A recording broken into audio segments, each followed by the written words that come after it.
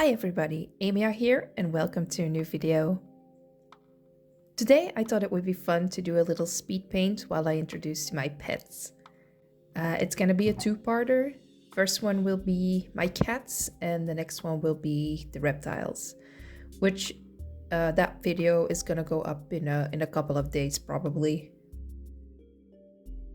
First up is Maple. Maple is my 4-year-old Maine Coon. She's the first cat that I got when I moved out. She's a 2020 baby, so that makes it very easy for me to remember how old she is actually. She comes from a breeder. She has a pedigree, kinda. Her official name when I first got her was Lightning. That's what's on her papers. But Maple was more suiting for her, so I renamed her pretty quickly after I got her. I decided on Maple because it's the same name as one of my favorite D&D characters that I've played, who was also a half bugbear, so it seemed fitting for a Maine Coon. While she loves to cuddle next to me when I'm in bed or on the couch, I wouldn't say that she's much of a lap cat. She likes to be near me and she likes to be involved. Like right now when I'm recording, she's laying on my arm at my desk.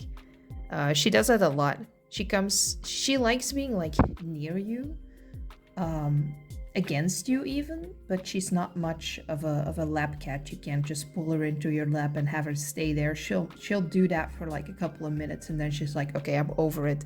I'm gonna lay on a backpack that's at your feet and just chill there the entire night. And I don't mind that. She gives companionship in a way that the other cat doesn't. She's very involved every time when I do things. She's a very curious little thing.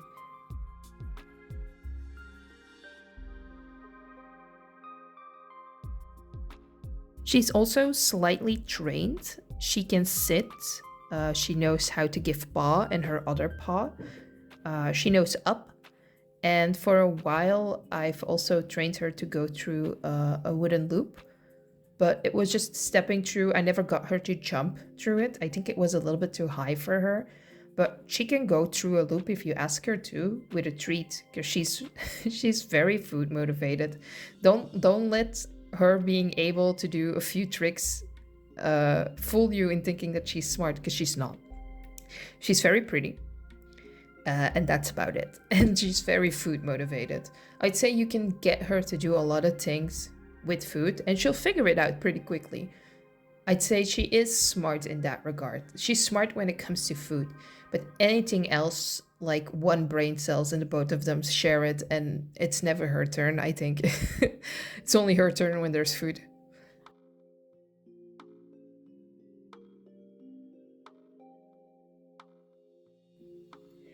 So Maple is named after my D&D character, who's also called Maple.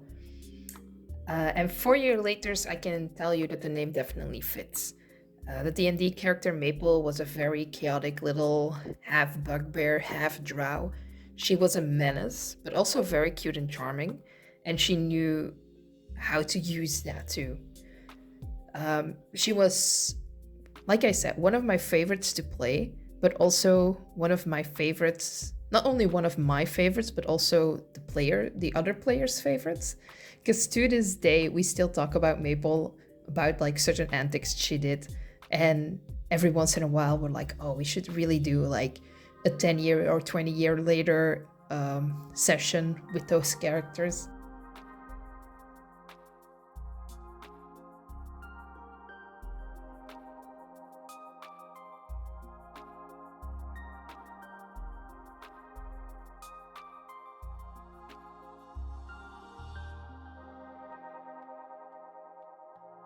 But yeah, looking at the drawing now, I really like how it came out. It's very cute. And this is also when I, in the drawing process, started to be like, how do I want to do the others? So I decided that I would do Noki in the same style, But then I would do all the geckos in a different style and then all the snakes also in a different style. Because I like drawing in different ways, basically. So I decided to do the cats in a more chibi-esque, I was gonna say almost Animal Crossing style, but it's not that. It's just how I generally would draw if I wanted to draw something like cutesy. So that's how I do that. And we'll next up do Noki and talk about her a little bit. On to Noki. Noki is my also 4-year-old cat that I got from an animal shelter. Her name originally was Resi.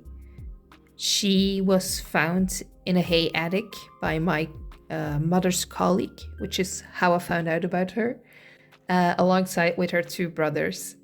She spent some months in foster care before I got her, and she was super tiny when I got her. Maple at that point was already 2 months with me, and she had grown a lot in those two months. And then all of a sudden, I had this tiny little baby in my house.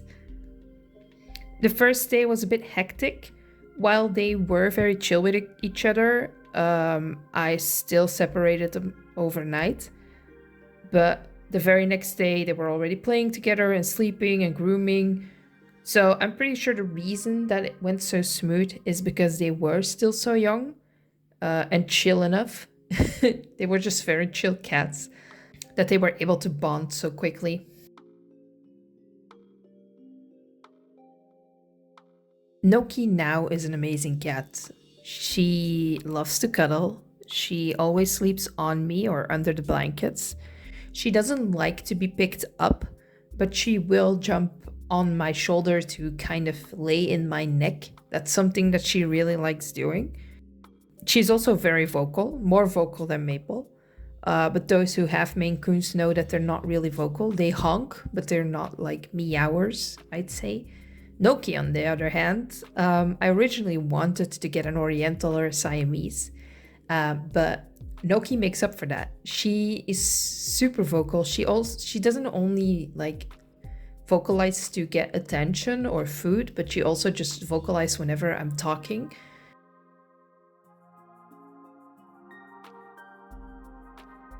Noki, like Maple, is also named after a D&D character of mine, which is why I'm also drawing her in this outfit.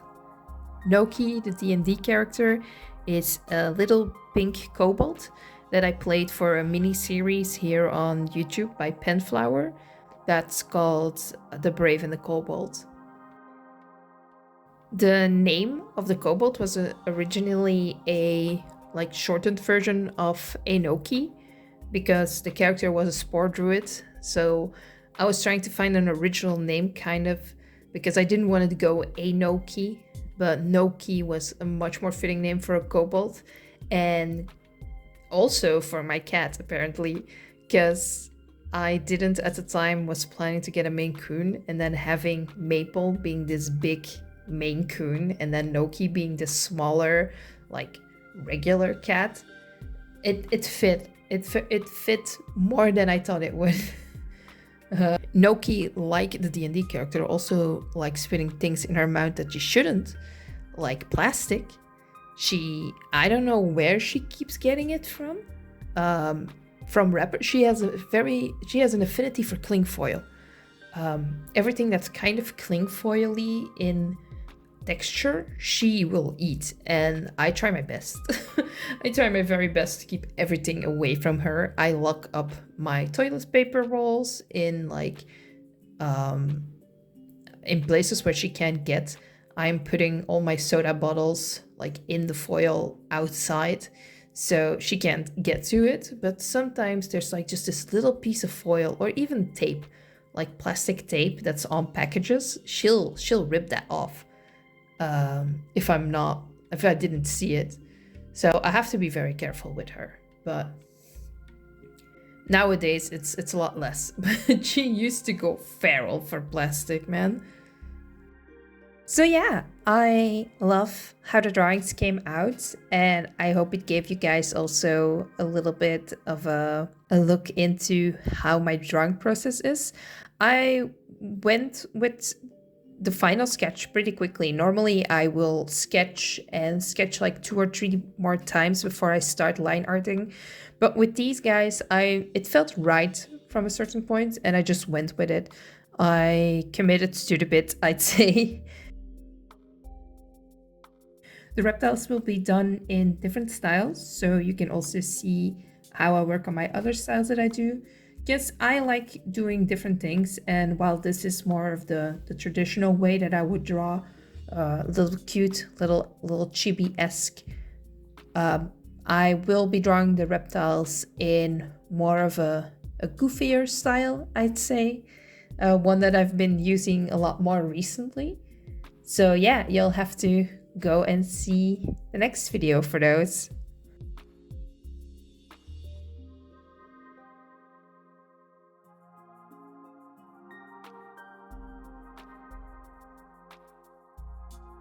So yeah, those are my cats and little snippets about them. Next up will be the reptiles. And I hope to see you back for that video as well. Have an amazing day, and I will see you guys next time. Bye-bye.